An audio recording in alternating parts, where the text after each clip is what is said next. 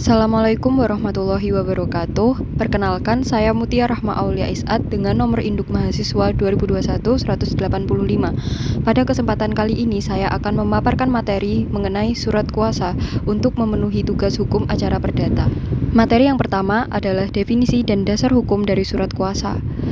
Yang pertama, apa itu surat kuasa? Berdasarkan pengertian dari KBBI, surat kuasa adalah suatu dokumen yang berisi bahwa seseorang menunjuk dan memberikan wewenang pada orang lain untuk melakukan perbuatan hukum untuk dan atas namanya.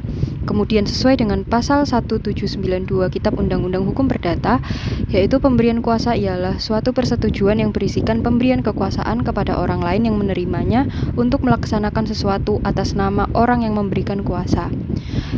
Berdasarkan definisi di atas, karena pemberian kuasa termasuk dalam kegiatan perjanjian, berlaku aturan syarat sah perjanjian dalam pasal 1320 Kitab Undang-Undang Hukum Perdata, yaitu diantaranya, yang pertama, kesepakatan mereka yang mengikatkan diri, yang kedua, kecakapan mereka yang membuat kontrak, yang ketiga, suatu hal tertentu, yang keempat, suatu sebab yang halal. Selanjutnya, kita akan membahas mengenai macam surat kuasa. Secara umum, surat kuasa dibagi menjadi dua macam. Yang pertama, surat kuasa umum, yaitu surat yang menerangkan bahwa pemberian kuasa tersebut hanya untuk hal-hal yang bersifat umum saja, atau titik berat kuasa umum hanya meliputi tindakan pengurusan kepentingan pemberi kuasa, kecuali kepemilikan. Hal ini dicantum dalam pasal 1796 Kitab Undang-Undang Hukum Perdata.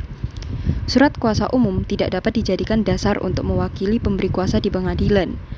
Nah, contoh penggunaan surat kuasa umum menurut Yahya Harahap yaitu seperti manajer yang bertindak untuk dan atas nama perusahaan berdasarkan surat kuasa direkturnya. Yang kedua yaitu surat kuasa khusus, yaitu surat yang menerangkan bahwa pemberian kuasa berisi hal-hal tertentu atau umum yang boleh dilakukan penerima kuasa, meliputi segala kepentingan pemberi kuasa.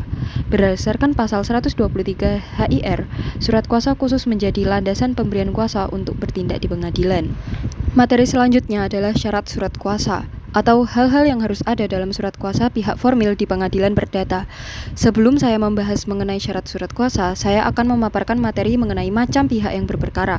Nah, pihak yang berperkara dibagi menjadi dua. Yang pertama, pihak materiil, yaitu pihak yang mempunyai kepentingan langsung, yaitu tergugat atau penggugat, atau disebut sebagai pemberi kuasa.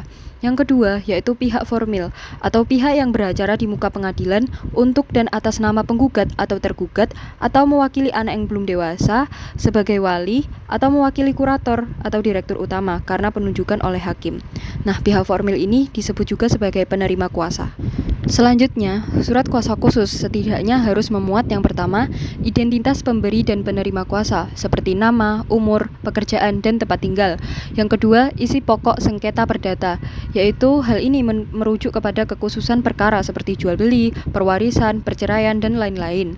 Yang ketiga, rincian isi kuasa yang diberikan.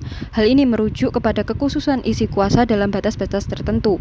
Artinya, bila tidak disebut dalam rincian, penerima kuasa tidak berwenang melakukannya. Pembatasan tersebut juga menjelaskan apakah kuasa itu berlaku di muka pengadilan negeri saja atau termasuk juga untuk naik banding atau permohonan kasasi. Yang keempat, memuat hak substitusi. Hal ini memuat hak penerima kuasa untuk dapat melimpahkan kuasa itu kepada pihak lain untuk menjaga jangan sampai perkara itu macet, karena penerima kuasa dalam hal ini sedang berhalangan. Lalu, berdasarkan Surat Edaran Mahkamah Agung Nomor 6 Tahun 1994, surat kuasa khusus setidaknya berisi, yang pertama, kompetensi relatif.